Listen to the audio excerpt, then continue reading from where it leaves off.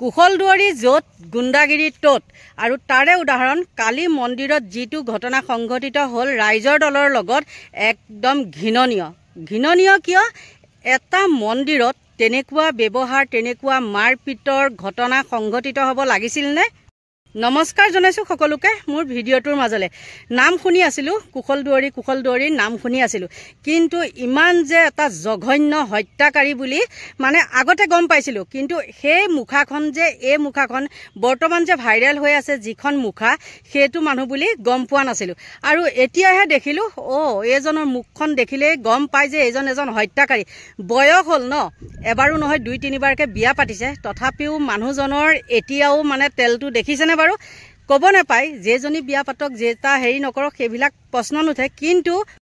নমস্কাৰ জনাইছো সকলোকে মোৰ ভিডিঅ'টোৰ মাজলে নাম শুনি আছিলো কুশলদুৱাৰী নাম শুনি আছিলো কিন্তু ইমান যে এটা জঘন্য হত্যাকাৰী বুলি মানে আগতে গম পাইছিলো কিন্তু সেই মুখাখন যে এই মুখাখন বৰ্তমান যে ভাইৰেল হৈ আছে যিখন মুখা সেইটো মানুহ বুলি গম পোৱা নাছিলো আৰু এতিয়াহে দেখিলো এইজনৰ মুখখন দেখিলে গম পাই যে এজন হত্যাকাৰী বয়স হ'ল ন বয়স হৈ অহা লগে লগে মানুহ সংযত হয় আৰু কিছুমানৰ কি হয় বয়স হলে পৰকটি লৰে আৰু কুশলদুৱাৰীও হৈছে পৰকটি লৰিছে গতিকে কুশলদুৱাৰী কেনেকুৱা মানুহ কি কথা সেইবিলাক গাঁৱৰ মানুহে সম্পূৰ্ণকৈ গম পায় আৰু কুশলদুৱাৰীক প্ৰায় মানুহে ভয় কৰে কিয় মানে সেইটো এটা বাঘৰ নিচিনা বাঘ বুলি নহয় নৰখাদক বাঘ নহয় নৰখাদক যি নেকি মানুহৰ তেজেৰে সি ফাকু খেলে গতিকে তেনেকুৱা মানুহৰ পৰা মানুহবিলাক আঁতৰিয়ে থাকে মানুহবিলাক আঁতৰত থকা কাৰণটো হ'ল দুষ্টক দেখিলে দূৰত থাকিব লাগে কাৰণ তেওঁ গাঁওবিলাকতো কি কৰে সন্তাসৰ সৃষ্টি কৰি থাকে বমচম ফুটাই সেইটো মানে তেওঁ পাৱাৰ দেখাইছে আৰু কিহৰ পাৱাৰ দেখাইছে সেইখিনি বাৰু মই তেওঁলোকৰ ব্যক্তিগত কথা ক'বলৈ নাযাওঁ কিন্তু সেই পাৱাৰ বেছিদিন চলি নাথাকে আৰু আমি গৈছিলোঁ এঠাইত এবাৰ কামত দেই কামটো কি মই কৈ দিছোঁ বাৰু একদম সম্পূৰ্ণ মই খোলাখুলিকৈ কৈ দিছোঁ ধৈৰ্য কোঁৱৰ যেতিয়া তাত উপ নিৰ্বাচনত উঠিছিলে ডিমৌত তেতিয়া আমি তাত গৈছিলোঁ আৰু তাৰ মানুহে স্থায়ী তেওঁৰে মানুহ তেওঁ বিজেপি দলৰ মানুহে কৈছে যে বাইদেউ ক'ৰ পৰা আহিছে কি কথা এইবিলাক সুধি পেলাই কৈছে যে এই মানুহটো একদম বদমাছি মানুহ তেতিয়া কৈছিলে আমাক আপোনালোক সাৱধান থাকিব এই মানুহটোৰ লগত মানে হেৰি নকৰিব আৰু মানুহটোৰ সাংগু পাংগু বিলাকৰ লগতো আপোনালোক মানে ওচৰা-ওচৰি নহব এই মানুহটো বহুত সাংঘাতিক মানুহ তেনেকৈ আমাক কৈছিলে তাকো খুদ নিজৰ গাঁৱৰ মানুহে গতিকে সেই গাঁৱৰ মানুহে তেওঁক দেখি পেলাই আঁতৰত নাথাকিবাৰ ওচৰ চাপি আহিবনে আৰু তেওঁ কি দাদাগিৰি বয়স হ'ল গাড়ীৰ পৰা তেওঁ কিটো কথা কৈছে দেখিছেনে তেওঁ মানে এনেকুৱা এটা হেৰি হ'ল যে তেওঁ যদি মানে পানে মৰা ভাবুকি দিলে তাই মানে মাৰিয়ে পেলালে হয় ইমান দম আৰু এই কথাটো যদি আজি অখিল গগৈয়ে ক'লে হয় কুশলদুৱাৰীয়ে নকৈ যদি অখিল গগৈয়ে ক'লে হয় অত সময়ে কি হৈ গ'ল হয় মানে গ্ৰেপ্তাৰ হৈ গ'ল হয় বা অখিল গগৈটো বাদেই বা অখিল গগৈ যদি কোনোবা পালি পহৰীয়ায়ো ক'লে হয় তেতিয়াও তেনেকুৱা কৰিলে হয় আৰু এইখিনিতে কওঁ কোনো মানুহে ক'ব নোৱাৰিব যে ৰাইজৰ দলৰ মানুহে তেনেকৈ পটককৈ আগত লাগি লয় সাহস আছে কিন্তু কোনেও তেনেকৈ মানে মানুহক বেয়া ব্যৱহাৰ কৰাৰ ৰেকৰ্ড আজিলৈকে কিন্তু নাই ভিতৰি কিবা কাবাৰ থাকিব পাৰে সেইটো কোনো হেৰি নাই কিন্তু মানুহৰ আগত য'তে ত'তে সেইবিলাক দাদাগিৰি কৰা নিয়ম ৰাইজৰ দলৰ নাই আৰু অখিল গগৈয়ে কি সুন্দৰকৈ কথাখিনি কৈছে মই আপোনালোকৰ ওচৰলৈ হেৰি কৰি দিম আৰু কুশলদুৱাৰীও আছে মই দেখাই দিম সঁচা কথা ক'বলৈ গ'লে শিৱসাগৰখন সেই আগৰ শিৱসাগৰ হৈ থকা নাই মানে কি হৈছে আগৰ শিৱসাগৰখনৰ মানুহৰ মানে আচাৰ ব্যৱহাৰ যেনেকুৱা এতিয়া কিন্তু এই বিজেপি চৰকাৰ অহাৰ লগে লগে তেনেকুৱা হৈ থকা নাই আগতে শিৱসাগৰখনত যেতিয়া আমি গৈছিলোঁ তেতিয়া শিৱদৌলত মানে কি হৈছে ভৰি দিব নোৱাৰি ইমানে পাৰ গু ইমানে মানে লেতেৰা পৰিৱেশ বা ৰংঘৰ কাৰেংঘৰ সকলোতে কিন্তু অপ্ৰিয় সত্য কথা যেতিয়া অখিল গগৈ তাত বিধায়ক হৈছিলে কিন্তু তেতিয়াৰ পৰা গোটেই শিৱসাগৰখন জাকজমকতাৰে মানে ভৰি পৰিছে আৰু সেই শিৱদৌল এতিয়া দেখিছোঁ একদম কি সুন্দৰ পৰিৱেশ মানে চকু মুদি ভৰি দিব পাৰি কিন্তু আমি যেতিয়া গৈছিলোঁ অখিল গগৈ যেতিয়া জেলত আছিলে তেতিয়া কিন্তু সেই শিৱদৌলত ভৰি এটা দিব নোৱাৰি কাৰণ আমি তাত ইলেকশ্যনৰ কামত যাওঁতে তাত আমি গৈছিলোঁ মন্দিৰ দৰ্শন কৰোঁ বুলি আৰু তেতিয়াই কৈছিলোঁ ইমান লেতেৰানে গতিকে সেই শিৱসাগৰখন আৰু এতিয়া সেই শিৱসাগৰ হৈ থকা নাই দেই বাটপথ বা মঠ মন্দিৰ সকলো দৌলবিলাক উন্নত হ'ব পাৰে কিন্তু মানুহখিনি একদম খেচেৰা হৈ গৈছে আপোনালোকে মই এইখিনি কথা কৈছোঁ কাৰণে আপোনালোকে বেয়া পাই লাভ নাই হয় না নহয় বাৰু এবাৰ নিজে ভাবি চাবচোন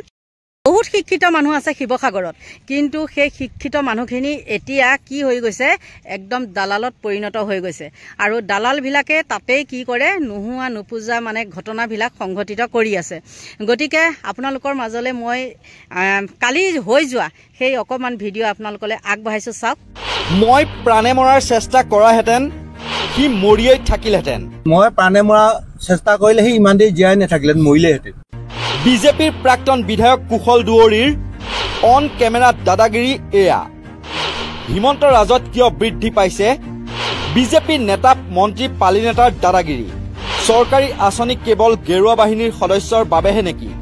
অনুষ্ঠানটো আছিল নামঘৰ মন্দিৰকে ধৰি ধৰ্মীয় অনুষ্ঠান প্ৰতিষ্ঠানলৈ অসম দৰ্শন আঁচনিৰ অধীনত চেক বিতৰণ কিন্তু পৰিণত হ'ল ৰাইজৰ দল বিজেপিৰ ৰণথলীলৈ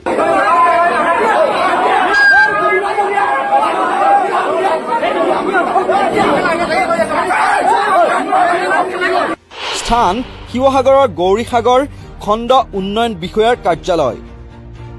অসম দৰ্শন আঁচনিৰ চেক বিতৰণৰ সময়তে বিজেপি কৰ্মী আৰু ৰাইজৰ প্ৰথমে এইখন আমি ইনভিটেশ্যনখন দেখাব বিচাৰিছোঁ এই ইনভিটেশ্যনখনত সম্পূৰ্ণ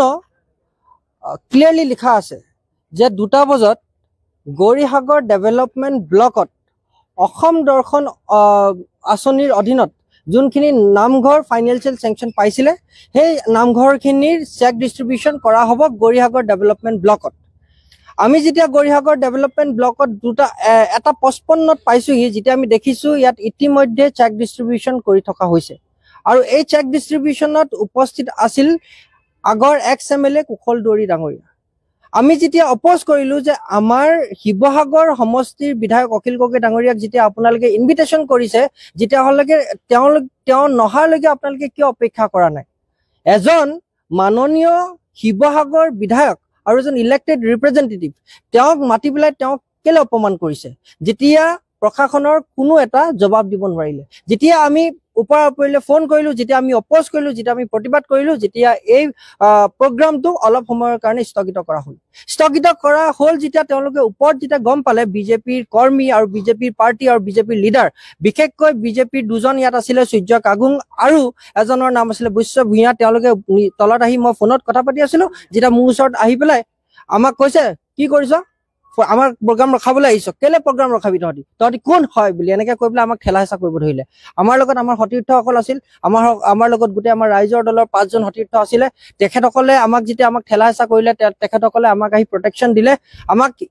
আৰু এজনে আমাক কৈছে ভিতৰত যে তই বাহিৰলৈ ওলাই আহ তোক মাৰি মেলি শেষ কৰি দিম তই নাহৰগুটিয়াহে ল'ৰা তোক মাৰি মেলি শেষ কৰি দিম বুলি কৈছে যেতিয়া আমি ইয়াত অফিচিয়েল কেপাচিটিত মই অখিল গগৈ ডাঙৰীয়াৰ ব্যক্তিগত সচিব হিচাপে ইয়াত যেতিয়া কাম কৰি আছোঁ আমাৰ যেতিয়া ভিডিঅ'ক আমি জনাইছোঁ যে এইটো কাম কৰিব নালাগে যেতিয়া আমাক এনেকৈ দম ধমকি দেখাই পেলাই ইয়াত প্ৰেছাৰ দি তেওঁলোকে চেক ডিষ্ট্ৰিবিউশ্যন কৰিব বিচাৰিছে আৰু সেইকাৰণে আমি এতিয়া অখিল গগৈ ডাঙৰীয়া ইয়াত পালেহি তেখেত উপস্থিত আছে প্ৰগ্ৰামটোত আৰু তাৰপিছতে আমি আমাৰ দলৰ ফালৰ পৰা আৰু আমাৰ ব্যক্তিগত মোৰ ফালৰ পৰা আমি যে আমাক যে এটেম্প টু কিল কৰিব লৈছিলে মব আমাৰ মানুহ এখিনিক উচতাই যে আমাক মাৰি পেলাব লৈছিলে সেইটো এইখন আমি FIR ইয়াত দিয়া হৈছে থাওৰা সমষ্টিৰ প্ৰাক্তন বিধায়ক এইগৰাকী কুশল দুৱৰীৰ মাৰপিট কৰা প্ৰাণে মৰাৰ চেষ্টা কৰা আৰু প্ৰাণে মৰাৰ ভাবুকি দিয়া বুলি অভিযোগ উত্থাপিত চেষ্টা কৰিলে সি ইমান দেৰি জীয়াই নাথাকিলেহেঁতেন মৰিলে আমি শান্তিপূৰ্ণভাৱে ৰাইজক অসম দৰ্শনৰ পইচা দিবলৈ আহিছোঁ ইয়াত কোনো অখিল গগৈ PA বা অখিল গগৈৰ লগত আমাৰ কোনো কথা নাই যিহেতু আঁচনিখন আমি বনাইছোঁ লিষ্ট আমি বনাইছোঁ আমি চেংচন কৰাইছোঁ চব আমিয়ে কৰাইছোঁ এতিয়া মাজত সোমাই তেওঁলোকে ইয়াত চেক বিতৰণ কৰিবলৈ আহিছে ইয়াত আপোনালোকৰ বিৰুদ্ধে যে গুণ্ডাগিৰিৰ অভিযোগ দিছে এইটো কি হ'ব তেওঁলোকৰ এইটো নেচাৰ হয় যেতিয়া কোনো একো কৰিব নোৱাৰে মিছা অভিযোগ আনি মানুহৰ ওপৰত অপবাদ দিয়াটো অখিল গগৈ বা অখিল গগৈ টীমৰ এইটো আৰু সূৰ্য কাগুঙক বিশেষভাৱে অকলীয়াকৈ পোৱাৰ কাৰণে তেওঁলোকে এনেধৰণে অপমানিত তেওঁলোকে মই মুখ্যমন্ত্ৰীৰ কাৰ্যালয় আৰু লগে লগে চিফ ছেক্ৰেটাৰীৰ কাৰ্যালয়ত লগে লগে কমপ্লেইন কৰিছোঁ তাৰপিছত অলপ দেৰিৰ পিছত DCয়ে ফোন কৰিছে DCয়ে ক্ষমা খুজিছে যে ভুল হৈ গ'ল এইটো আমাৰ ভুল হৈছে ক্ষমা খুজিছে আৰু কৈছে যে আপুনি যাওক ছাৰ আমি আকৌ অনুষ্ঠানটো অলপ দেৰি ৰখাই দিছোঁ অনুষ্ঠানটো হ'ব অনুষ্ঠানটোলৈ মই গৈ পাইছোঁ লগে লগে হুলস্থুল কৰি আছে বিজেপিৰ কেইজনমান কৰ্মীয়ে তাৰপাছত অলপ দেৰি ডিষ্ট্ৰিবিউট হৈ থকাৰ পাছত দেখিছোঁ যে বিজেপি কৰ্মীবিলাকে সাংঘাতিক গণ্ডগোল কৰি আছে আৰু তাৰ পাছত অলপ দেৰি পাছত বিজেপি কৰ্মীয়ে হুলস্থুল কৰি ৰাইজৰ দলৰ কৰ্মী আৰু সাধাৰণ মানুহক মাৰপিট কৰা আৰম্ভ কৰিছে এইটো দুৰ্ভাগ্যজনক ঘটনা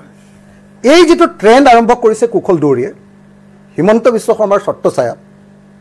এইটো দুৰ্ভাগ্যজনক ঘটনা আৰু হিমন্ত বিশ্ব শৰ্মাক আমি ক'ব খুজিছোঁ যে ঐতিহাসিক শিৱসাগৰ বিধানসভা সমষ্টি য'ত অসমীয়া জাতিৰ আটাইতকৈ গুৰুত্বপূৰ্ণ ঐতিহাসিক সামগ্ৰীসমূহ আছে বোধহয় অসমৰ বিধানসভা সমষ্টিবিলাকৰ ক্ষেত্ৰত আটাইতকৈ ঐতিহাসিক সমলবিলাক থকা সমষ্টি এই শিৱসাগৰত যদি তেওঁ এনেকুৱা ধৰণৰ গুণ্ডা প্ৰকৃতিৰ মানুহক এৰি দি ইয়াৰ গোটেই ৰাজনৈতিক পৰিৱেশ কলুষিত কৰিব খুজিছে ইয়াত যদি আচলতে সংঘাত সৃষ্টি কৰিব খুজিছে তেজৰ ফাকু খেলিবৰ কাৰণে যদি চেষ্টা কৰিছে তেজৰ ফাকু খেলা বুলি এইকাৰণে কৈছোঁ যে যিজন মানুহক ইয়ালৈ তেওঁ পঠিয়াই দিছে সেইজনে অসমত আটাইতকৈ বেছি তেজৰ ফাকু খেলা মানুহ এজন আলফা আৰু চালফা হৈ অসমত আটাইতকৈ বেছি তেজৰ ফাকু খেলা মানুহ এজন সেই মানুহজনে সদায় থাউৰা বিধানসভা সমষ্টিত এনেকুৱা ধৰণৰ সদায় সংঘাত মাৰপিট কাজিয়া বন্দুক চলোৱা এইবিলাক কাম কৰে এতিয়া শিৱসাগৰ বিধানসভা সমষ্টিটো এই ট্ৰেণ্ডটো আৰম্ভ কৰি দিলে আজিৰ পৰা কেইদিনমানৰ আগতেও ঠেলা হেঁচা কৰিছে আজি প্ৰথমতে আমাৰ কৰ্মীবিলাককতো প্ৰথমতে কুশল দুৱৰীয়ে মাৰপিট কৰিছে প্ৰথম মই যোৱাৰ আগতে যেতিয়া আমাৰ মানুহবিলাকে কমপ্লেইন কৰিলে যে বিধায়ক অহাই নাই ৰাইজে যেতিয়া কমপ্লেইন কৰিলে বিধায়ক অহাই নাই